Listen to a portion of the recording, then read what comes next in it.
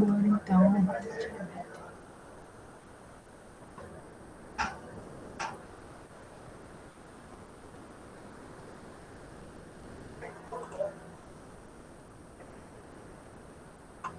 Raeline, que entrou agora.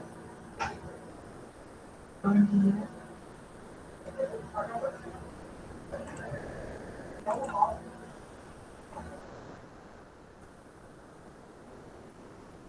Estão vendo a minha tela?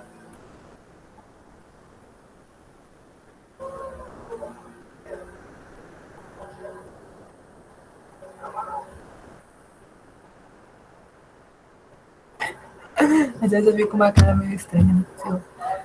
Vamos lá, então. Hoje a aula vai ser sobre interpretação de gráficos, como eu disse. Não é uma aula essencialmente de álgebra, é uma aula, tipo assim, interdisciplinar. Mas eu sempre gosto de trazer porque é uma aula tranquila, quebra um pouco aquele, né? Tipo, acho que a última aula que vocês tiveram foi sistema de equações, é bem pesado o conteúdo. Interpretação de gráficos é um conteúdo mais tranquilo, geralmente a gente só vai resolver alguns exercícios aqui e só isso. Um deles envolve conta, os outros são interpretação. E o conteúdo em si dos exercícios, eles geralmente são interdisciplinares, né? Questões de geografia, questões de biologia, ecologia, enfim, vocês vão ver. Eu vou começar, tá bom? E aí, eu trouxe esse primeiro exercício aqui, o vestibulinho da ETEC, a questão 39 da prova do segundo semestre de 2012. Eu vou ler com vocês, e aí eu vou dar depois um tempinho para vocês tentarem resolver, pode ser assim? A gente lê junto e depois eu dou uns minutinhos para vocês resolverem? Pode ser assim? Me falem se vocês estão de acordo ou se vocês preferem que eu resolva tudo de uma vez. Eu vou dar um tempinho, até porque é tranquilo, vocês vão ver, não é nenhum bichinho de sete cabeças, tá? Bora, então, a primeira questão. Os dados a seguir, obtidos do sítio, no caso do site do IBGE, no mês de abril de 2012, mostram a distribuição da população do estado de São Paulo no período de 1970 a 2010, residente em domicílio particular permanente, de acordo com a localização na região urbana ou na região rural. E aí a gente já tem que começar uma interpretação aqui, né? Quando a gente tem, aqui no gráfico, a gente tem esse eixo aqui, que é o eixo que indica a quantidade de habitantes em milhões, né? E esse outro eixo aqui, que mostra para a gente os anos. O título do gráfico é população residente por situação de domicílio particular permanente no estado de São Paulo. Tá me dando uma legenda aqui que fala que essa cor de cinza mais claro indica os residentes em área urbana e essa cor mais escura, os residentes em área rural. Então, sempre importante conseguir identificar esses pontos principais dos gráficos para a gente não se perder. E aí, em cima de cada coluninha, né, de cada barra aqui no gráfico, tem um número da população. Então, por exemplo, aqui em 1970, a população urbana, que é esse cinza mais claro, era de 2,99 milhões, enquanto a população rural era de 0,64 milhões, e assim por diante. Analisando o gráfico, pode-se afirmar que... Eu vou aceitar o link para entrar agora. Oi, Rayane, que entrou agora. Tudo bem? A gente está resolvendo o exercício do vestibulinho. A gente fez a leitura dele. Vamos terminar agora as alternativas. Então, analisando o gráfico, pode afirmar que em 1970 a população rural era um terço da população urbana. B. Em 1991 a população urbana era 14 vezes a população rural. C. Em 2000, de cada 10 habitantes do estado, exatamente 7 tinham domicílio urbano. D. No período de 1970 a 2010, a população rural decresceu continuamente. E no período de 2000 a 2010, a população urbana aumentou em 261 mil habitantes. Eu vou dar 4 minutinhos para vocês resolverem, tá bom? Contando.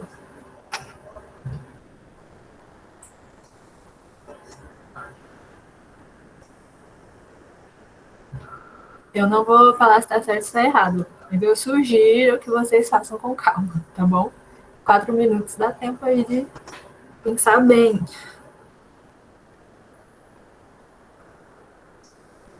Tá dando para enxergar bem o gráfico? Os números estão fáceis de enxergar? Se tiverem alguma dificuldade para ver os números, estiver embaçado, vocês me avisem que eu leio, tá?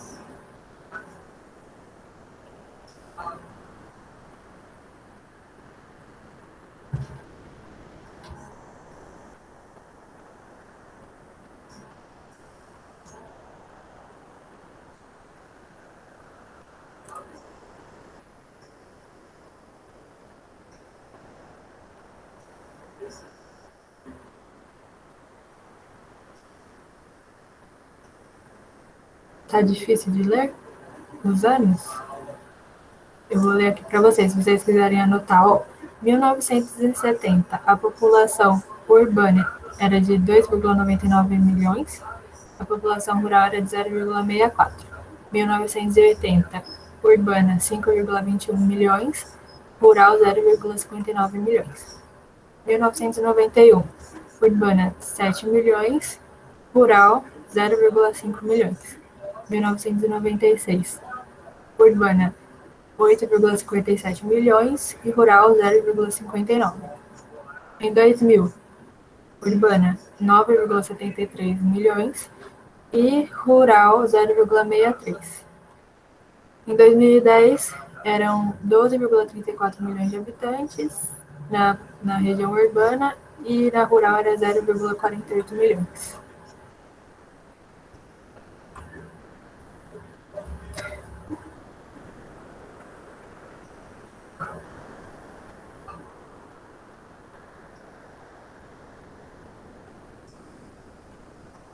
Amigos, alguns de vocês ainda não colocaram o nome e a turma, tá?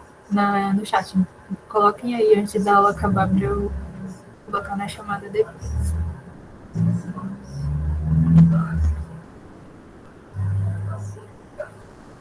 Interessante essas respostas.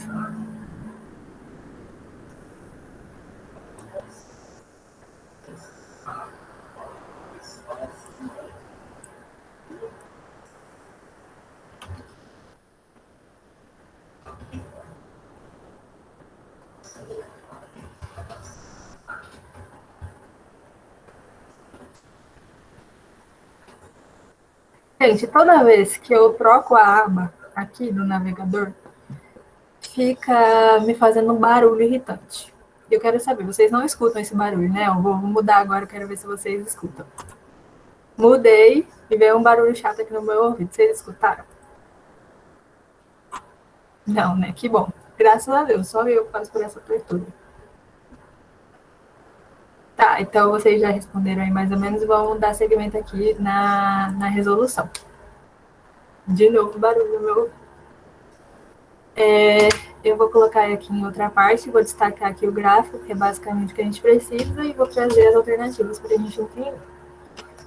Em 1970, a população rural era 1/3 da população urbana. Então, 1970, essa primeira parte aqui, a população urbana era de 2,99 milhões e a população rural de 0,64 milhões. O que significa ser 1/3 de alguma coisa? Significa assim, que eu pego essa alguma coisa, que é o meu total, eu divido ela em 3 partes e eu falo que uma dessas partes é essa que eu estou procurando. Então, nesse contexto aqui, gente, é isso. Tá. Então, nesse contexto aqui, ele está falando que a população rural é 1/3 da população urbana. Então, eu precisaria dividir o total da população urbana por 3 para saber quanto que é 1/3 e comparar com o valor da população rural para saber se realmente é. Ou eu posso pegar a população rural e multiplicar por 3 para saber quanto que é esse total, né? e para ver se bate com a população urbana. Não sei se vocês entenderam. Se eu quiser comparar, então descobrir quanto que é um terço da população urbana, eu divido por 3 para saber quanto que é um terço, ou eu quero saber se a população rural é um terço da população urbana, eu posso multiplicar a população rural por 3 para saber se vai dar o total, que é a população urbana. Os dois caminhos levam ao mesmo resultado, né, para a gente, em questão de análise, assim. Eu escolhi fazer a multiplicação, né, do valor correspondente à população rural por 3, porque eu acho que multiplicação é sempre muito mais fácil do que divisão, né? Então, eu escolhi esse caminho. Então, 0,64 por milhões, né, que é a população rural de 1970, vezes 3 é igual a 1,92 milhões.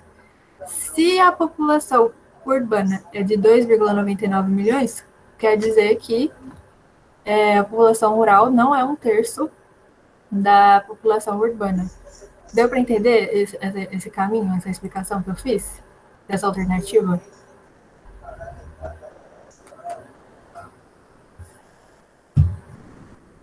Beleza. Então é isso. Quando a gente fala de terço, é só vocês lembrarem lá das aulas de frações. Um terço é alguma coisa dividida por 3, um quarto é alguma coisa dividida por 4 e assim por diante.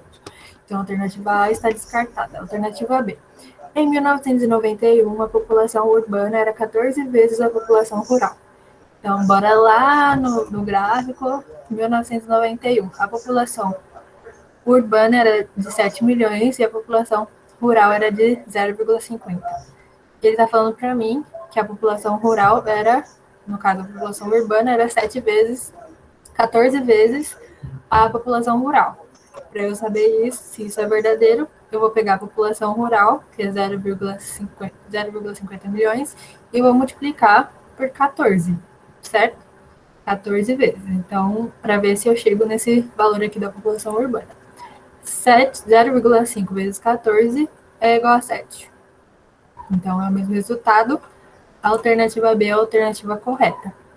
Essa é a alternativa bem tranquila também de entender. Eu acho que bem fácil, né? Todo mundo entendeu por que é certa? Então, é a alternativa B, a alternativa certa, gente. Tá bom? A gente tinha que pegar, então, estava falando para o exercício estava falando que a população urbana era 14 vezes a população rural. Eu pegava então a população rural, o valor da população rural multiplicava por 14 e comparava com o gráfico, o resultado que eu obtive e o valor que o gráfico está apresentando como sendo a população urbana em 1991. 7 milhões aqui e aqui também deu 7, então tá certo. A alternativa B é a alternativa correta. Mas a gente vai continuar vendo as outras alternativas porque elas não estão certas, tá? C. Em 2000, de cada 10 habitantes do estado, exatamente 7 tinham domicílio urbano. Geralmente, quando eu pego esses esquemas assim, de cada 10, 7, eu geralmente faço uma comparação com a porcentagem. O 10, ele representa o meu 100%. E aí, se eu tô falando que 7 de 10 é a quantidade de pessoas, né, nessa comparação, nessa relação de proporção. 7 de 10 habitantes moram em domicílio urbano, eu posso dizer que se 10 é o meu 100%, então 7 seria equivalente a 70%, né? É isso que essa alternativa está afirmando. Então, em 2000, de cada 10 habitantes, né, do meu 100%, 7 ou 70% residia em domicílio urbano. Então, eu escolhi testar, né, provar essa alternativa fazendo como uma questão de porcentagem. Então, primeiro eu preciso saber qual que é o meu 100%. O meu 100% de população nesse ano. Então, em 2000, eu tinha 9,73 milhões de pessoas morando na área urbana e 0,63 morando em área rural. Se eu somar essas duas populações, eu tenho a população total do estado, né? Do estado de São Paulo nesse ano. E aí, tendo o meu total, eu consigo fazer aquele esquema da regra de 3, que é uma relação de, de, de, de porcentagem, né, que eu te falei. Enfim, então isso aqui é a população em 2000 total, né, que é a soma das duas áreas. Esse aqui é o meu total, como eu disse, e eu quero saber, então, se essa população aqui, no caso de ser a população urbana, se ela representa de fato 70% da minha população total. Vocês entenderam esse raciocínio que eu criei até agora?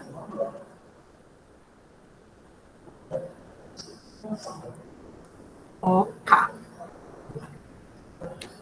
Então vamos continuar aqui. Regra de três, todo mundo já está cansado, né, de fazer. Vamos multiplicar em cruz, multiplicação cruzada. Então 10,36 vezes x é igual a 10,36x e 100 vezes 9,73 é 973. É só andar duas casas com a vírgula para a direita, certo? E aí, aqui o 10,36, que está multiplicando o x, vai passar para o outro lado da igualdade, fazendo a divisão. Eu não vou fazer essa conta aqui exatamente, eu fiz antes, tá? 973 dividido por 10,36 é igual a 93,92, o que significa, então, que a população urbana em 2000 ela representava 93%, quase 94% da população total do estado de São Paulo. Então, a alternativa C, ela está errada também, porque ela afirma que exatamente 7 dos 10, né? Essa relação. Então, exatamente 70% residia no domicílio urbano, e a gente acabou de provar que era 94%, bem maior a relação de proporção, né? Deu para entender por que a alternativa C não está certa?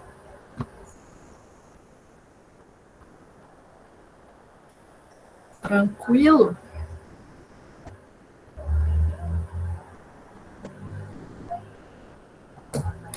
Então, bora provar as demais alternativas. D. No período de 1970 a 2010, a população rural decresceu continuamente. Então, vamos pensar. Em 1970, a população era de 0,64 milhões. Comparado com 1980, que passou a ser 0,59 milhões, ela decresceu. Agora, comparando 1980 com 1991, ela decresceu novamente. Era de 0,59 e passou a ser 0,50. Em 1996, por outro lado, ela cresceu, porque antes era 0,50 e aí passou a 0,59. Em 2000, ela cresceu novamente de 0,59 para 0,63 e em 2010 ela voltou a cair de 0,3 milhões para 0,48 milhões. Se a alternativa D fala para a gente que no período de 1970 a 2010 a população rural decresceu continuamente, significa que essa alternativa também está errada, porque a gente percebe aqui que ela teve uma queda nesses dois primeiros momentos, depois ela voltou a subir e depois caiu novamente. Então a alternativa D está errada. A alternativa D tranquilo, né? Interpretação. Alternativa E. No período de 2000 a 2010, a população urbana aumentou 261 mil habitantes. Para a gente saber, então, se essa alternativa está correta, a gente vai fazer uma subtração da população urbana de 2010, que é 12,34 milhões. Eu vou tirar a população urbana de 2000, que é 9,73 milhões. O resultado é 2,61 milhões. E aí é importante, né, no caso dessa alternativa, a gente perceber, os números são bem parecidos. Mas aqui a gente está trabalhando numa escala de milhões. Então, esse número inteiro que fica aqui no lado esquerdo da vírgula, ele representa os meus milhões inteiros. Então, aqui é 2 milhões, aqui é 9 milhões, aqui é 12 milhões. E os números que ficam do lado direito da vírgula, eles representam as minhas centenas, enfim, e as minhas dezenas e unidades. Então, aqui é 2,61 milhões de habitantes, não é 261 mil habitantes. Se eu quisesse representar 261 mil habitantes nesse esquema aqui, seria 0,261, porque a gente está usando essa escala aqui nesse exercício, tá? Tranquilo essa primeira questão? Ela é a mais trabalhosa de todas e a aula já está quase acabando. Vai até 11h15. Ela é a mais complicada de todas, as outras são mais simples, tá bom? Eu não vou dar tempo de resolver as próximas, porque senão a gente não vai conseguir resolver todas. Se vocês quiserem ir resolvendo enquanto eu vou falando, aí a gente só confirma no final, tá bom? Então, a primeira questão foi essa. A segunda questão, 49 do segundo semestre de 2011. Observe a figura com os gráficos que descrevem as variações das presas, lebres e dos predadores linces de uma determinada região. O nome do título do gráfico é Equilíbrio Ecológico, Evolução de Duas Populações. Ele indica para mim que as lebres são representadas pelas bolinhas e que as linces são representadas pelos quadradinhos. Outra informação importante é que desse lado aqui do gráfico existe a escala de número de lebres, que varia de 50 em 50, e aqui desse outro número é a escala de número de linces, que varia de 5 em 5. Super importante essa leitura do exercício, desses exercícios de gráfico, a gente entender o que o gráfico está mostrando para a gente em cada eixo, né? No exercício anterior, a gente só tinha esse eixo e esse. Aqui a gente está variando, mudando as variantes, né? Enfim. E aqui, né, nesse eixo, a gente mostra os anos da pesquisa. Então, com base no gráfico, pode-se afirmar que, no período e na região considerados, no primeiro ano do estudo, havia cerca de 50 lebres e 10 linces. Então, vamos analisar o primeiro ano de estudo. Haviam quantas lebres no primeiro ano de estudo? A bolinha aqui representa 100 lebres, está na linha de 100 lebres. E o quadradinho está na linha de quantas linces? 5. Então, se a alternativa A está dizendo que tinha 50 lebres e 10 linces, ela está errada. Alternativa B. No sétimo ano de estudo, havia cerca de 150 lebres e de 10 linces. Sétimo ano de estudo, eu tinha 200 lebres, aqui nessa linha correspondente, e eu tinha cerca de 15 linces. A alternativa B está dizendo que eu tinha 150 lebres, já está errado, e cerca de 5 linces, então a alternativa B também está errada. Tranquilo até aqui, gente? Estou falando muito rápido, é porque está quase acabando a aula, que depois eu vou terminar esse exercício. Tranquilo?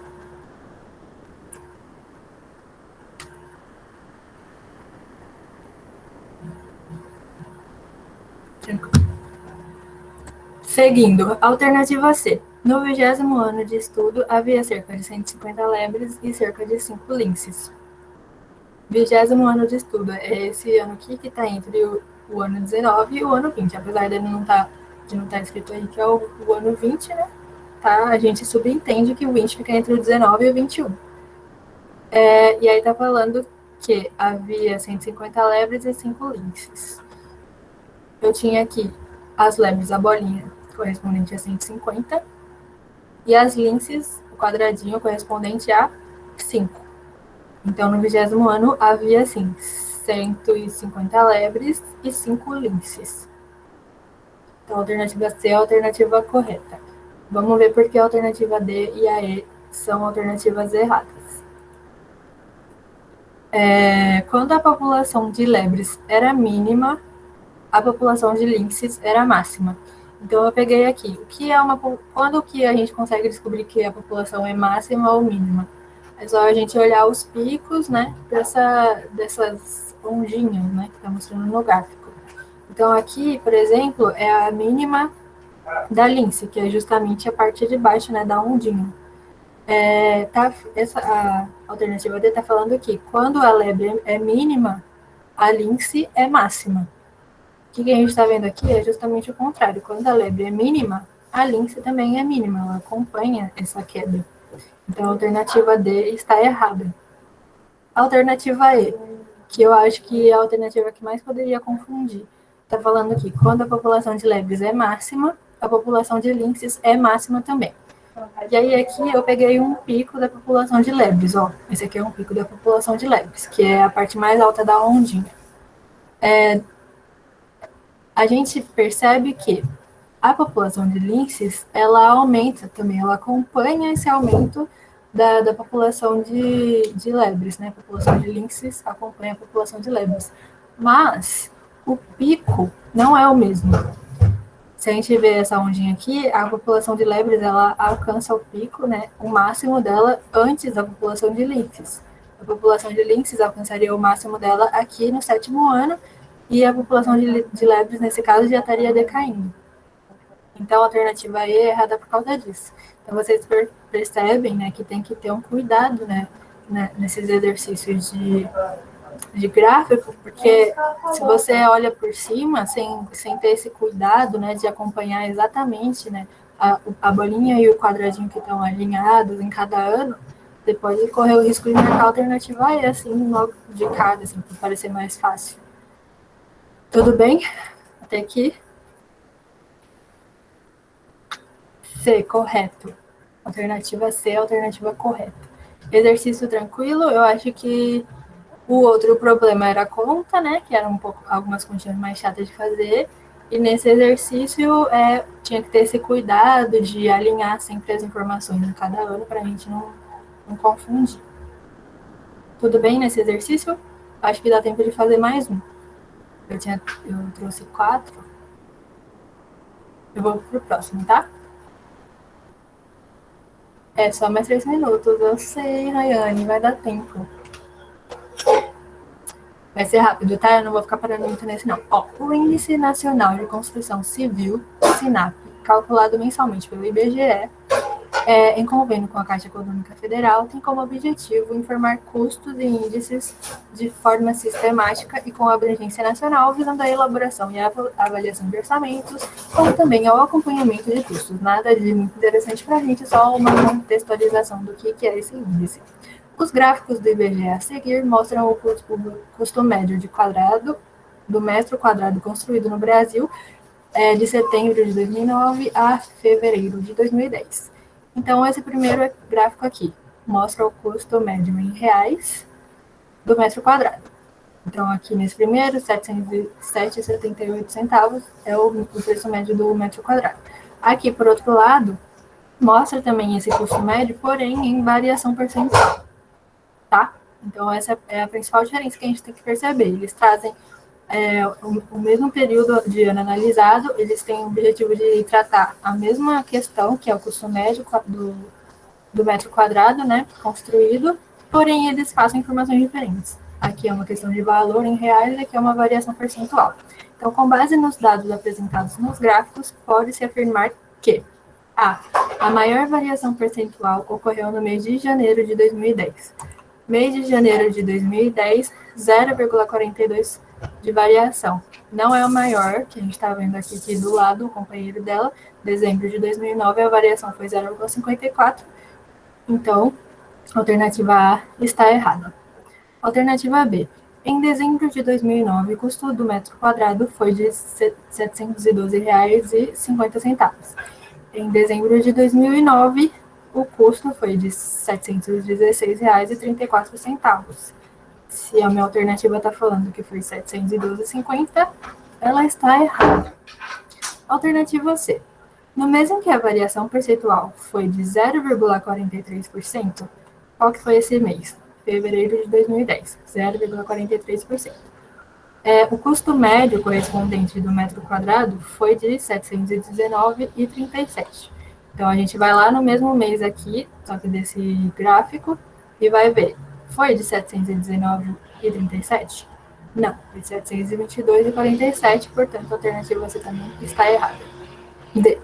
No mês em que o custo médio do metro quadrado foi de 719,37, qual que foi esse mês? 719,37 foi de janeiro de 2010. Houve uma variação percentual de 0,42%. janeiro de 2010, 0,42%. Então, a alternativa D está correta. E a última alternativa está errada por quê? De setembro de 2009 a fevereiro de 2010, a variação percentual do custo médio de metro quadrado foi sempre crescente. Foi sempre crescente aqui? Não, né? Aqui a gente teve um movimento crescente, aqui estagnou, aí aqui cresceu, aqui caiu, aqui estagnou de novo. Então, não foi sempre crescente, por isso a alternativa E está errada também. Ok com esse exercício. Então, sim, quem falou que era a alternativa D está correta. Muito obrigada, gente, pela participação de vocês. Espero que vocês tenham gostado dessa aula. E bom descanso. O que é isso, Giuseppe? Que... Obrigada, viu, gente? Boa aula para vocês. Beijos. Tchau.